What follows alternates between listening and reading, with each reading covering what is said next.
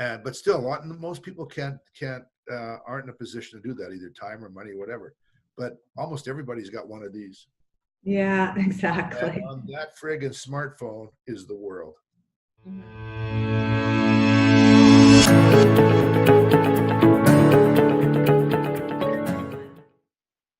All right, Lauren. Hey, how are ya? How are ya? How are ya?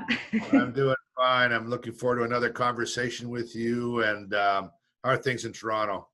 Things in Toronto are really good. They're not as nice as you have in terms of weather-wise out west, but we definitely are. Spring is in the air, and I got up early this morning, did a 6 a.m. workout at F45, Oh, and yeah, it was a bit of a brisk walk, but it certainly is feeling spring in the air. So yeah, yeah. and I don't know when this podcast is gonna or vlog is gonna play, but by that time we'll know whether I won the $1 million on the Yahoo March Madness bracket or not, because I filled it out, and it hasn't started yet. So it's always funny because within the first day of the NCAA tournament, my bracket gets blown out of the water because of all the upsets. But anyway, it's a fun time of the year, and we're going to talk a little bit about the games we play to stay relevant, right? You're going to set that Yeah. up. Yeah, exactly. Yeah, so you and I were talking earlier just around kind of the whole sort of innovation and disruption and the way things are going. Transformation is definitely happening at unprecedented rates. And so one of the things that we were thinking about was, how does somebody stay relevant in times like this today? So how might we help our listeners find new and creative and inventive ways to reinvent themselves almost? One of the things that I was sort of thinking about the other day as we were, we're leading this transformation of this organization that's going Google. And I thought to myself, why is there so much resistance to this change? And it always does usually sort of circle back to the individual, right? And their ability to manage themselves through a change cycle like that. And I thought, I bet you people are sort of feeling like, okay, this is great. Yeah, we're bringing new technologies in. It's going to help us be much more innovative and collaborative and all that kind of stuff. But what about me? What is that going to do for my job? Am I going to lose my job? And I think that's kind of one of the things that we all might be Yeah. feeling today. And so what do we do about that? How do we stay relevant in a world that's, moving faster than we've ever seen it ever, and Moore's law, so to speak, kind of thing. Yeah. So Yeah, and I think it's so important because we're talking about doesn't matter where you are in your career, what age you are, wherever you are. The worst thing to do is to stand still and to expect that somehow things are just going to work out. I mean, you yeah. do want to have an optimistic perspective. However, in terms of what's happening so that we can be relevant in this rapidly emerging environment, we have to bring skills of value. We have to be able to participate in a way. And so there's kind of two components to it, Lynette. One is that the actual skills that we do, but also knowing what's around us. So when someone uses the word like digital and digital transformation, we know essentially what they're talking about. Or if someone like Amazon can disrupt things so much that we get a sense around why the hell that's happening. I think all of us, all you have to do is to walk by houses and to walk, or if you're in a condo unit, is to walk on every floor and see how many Amazon Prime boxes are sitting at doors to get an example of what the hell we're talking about, right? I mean, this is transformative for all of us, this world that we're living in. And so how do we get everybody to participate? And one little South by Southwest story, the festival that takes place in Austin, Texas every year, is my wife Kathleen and I and Garrett were in a session, and we were in 3 sessions actually. And I was looking around at the age, and they were almost contemporary of Garrett's. They were all in their early 30s.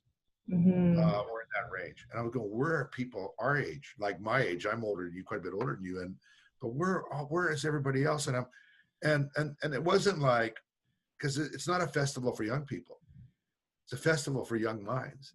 Mm-hmm. And I think that's what we need to challenge people on is to keep yourself youthful in the context of what's going on around, and youthful not so much around like you can splash, oil of Olay on your face or something, but youthful in the context of your thinking.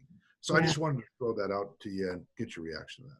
Yeah, no, that is true. I think that, what often we sort of peter out as we get older. Well, maybe I'm a little too old, or it's too late to learn that new skill, or that's too late to do something like that. And I think that in itself is a mindset shift that needs to happen in everybody. And I don't think that we necessarily have to go back to school all the time to stay relevant. I think that in today, like just that example that you talked about, going down to South by Southwest, like conferences help you stay relevant, magazines help you stay relevant. I really don't think that there's any excuse now. Like you talked about, budgeting and making learning new skills sort of part of your everyday. Like maybe expand on that a little bit. Yeah, I completely agree with that, Lynette, because I think, like, let's face it, I'm privileged enough to get on a plane and go to Austin, and although frankly, we took most of the stuff in for free there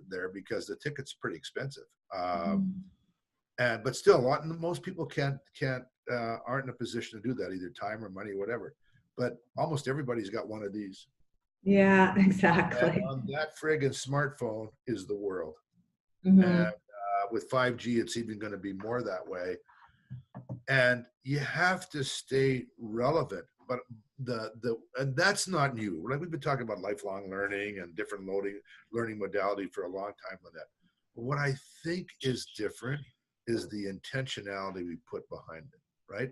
It's like deciding to eat your vegetables or we put so much effort into healthy eating, and I think we need to put exactly or even more intentionality behind healthy learning, and we have to plan for it and be thoughtful about it, and not just hope that our employer is going to give us training, or we have to be like, how do we want to continue to upskill, reskill, career pivot, do all those things? Don't you feel like we have to be more intentional about that? Yeah, and I think for me, it's sort of like you sort of alluded to it earlier around just interpreting the lingo that's going on in this day and age. Like, what does really AI mean, and machine learning, and even just like you said, just doing a quick Google search on something like that, um, just to understand that kind of lingo, so that you can feel more part of the conversation at work. Even you show up at work and people are talking about different things, and I mean there are cases where people love to talk techie, and and then everybody's just like, oh, I can't understand it.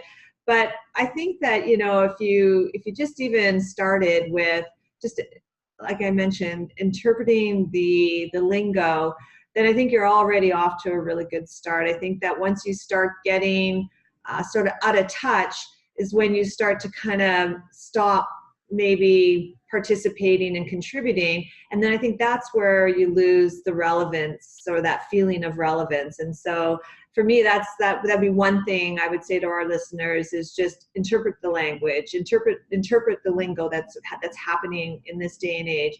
And then the second thing I would say is definitely find new things to read and new things to listen to. I mean, there's so many free resources out there. Yeah.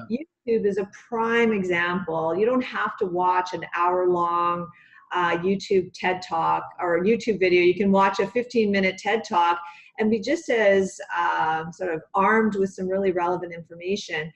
The one thing I would caution, though, and I've seen it before, is that a lot of people are 3 miles wide but only 1 inch deep, and that, to me, you can sort of tell that you're only as good as your last Google search. So find something that's interesting, and then maybe pick up the book and figure it out a little bit more, or something. Kind of go a little bit more in depth on a few things. Yeah, I agree. I think you want to have good context. You can't know everything, obviously, here, but I think you want to have enough context so that you're relevant. You know what's going on, and you pick your places to get that best information that's credible. Mm-hmm. So somewhere where I think where it comes back to what you're saying, Lynette, around decide where you want to really stay skilled, where you Mm-hmm. want to skill or you want to upskill, and that you have a masterful kind of position on that, because and it's important, it's relevant, you can really make contributions there. And that balance, I was thinking about it even on going zooming out a little bit. I was on a plane, I was wondering why the bathroom lines are taking so much longer. And honest to God, I think the reason is because people are vaping in there, and they're vaping, and I think they're vaping friggin' How did marijuana. we get onto vaping in an airplane You bathroom? know what? And here's why I think it's relevant Okay, is why? because I think if I didn't understand, and was happened to you that twigged me onto that, to being more Right. mindful of this, right, is because if you're not aware, for example, what's happening with kids around you, right, or what's happening in high schools, or what's happening with, then how can you even be relevant in the workplace? And like, so I don't vape. I have no intention of vaping, and I'm not making any moral comment on it or anything. But I need to know what that new technology is doing and around how that's impacting the people around me. And the very fact that you can use a small device, stick it in your purse or your pocket, and go vape odorless marijuana in a airplane bathroom, frankly, is relevant to me. Yeah. It's relevant to my learning. It's relevant to understanding what the hell is happening around me. I am not going to be an expert on vaping, but I need to know culturally what's going on. What is going on the hell around me? When I'm sitting with my 11-year-old grandson and he says, I don't think Python's as good as AS or some stack, some soft, and I'm looking at him, I have to get enough understanding of that to have a conversation relationship with him. And I Yeah. think that's the zoom outside. And like you say, Lynette, be intentional about where you have a real set of expertise in area that you want to continue to develop.